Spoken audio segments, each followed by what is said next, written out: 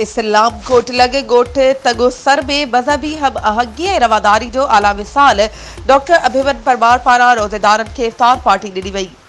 उन मौक़े ते मुल्की सलामती ऐं आलम इंसानियत लाइ दुआऊं पिणु घुरियूं वयूं।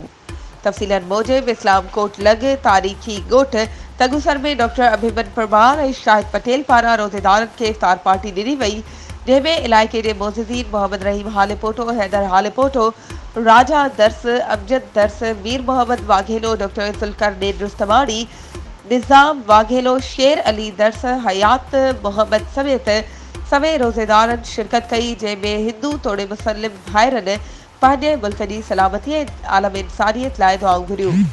उन मौक़े ते अमेरिका में रहंदड़ थरवासी ऐं अजीब दास फाउंडेशन जे चेयरमैन डॉक्टर अभिमन परमार पंहिंजे बयान में चयो त दुनिया जा बाशऊर माण्हू मुहज़्ज़िम मुआशरनि जी अनामत ऐं तरक़ी पसंद समाज जोड़ण ख़ातिर पंहिंजो किरदार अदा कंदे जिदोजहद करे रहिया आहिनि।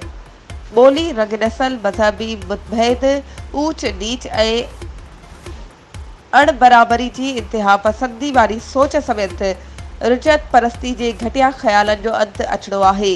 इंसानी हमदर्दी भाईचारी जो रोशन सिज उभरंदो। हुन वधीक चयो त समाज जे सभिनी बाशऊर माण्हुनि खे इंसानियत जे अज़ीम जज़्बे खे अॻिते वधाइणो आहे। इन मौक़े ते अजीब दास फाउंडेशन जो रणशाल दास कोहली, मोहिब भील, काउंसलर सुमार परमार, राजा गोहर परमार ऐं बाबू लाल अजीमाणी पिणु मौजूद हुआ।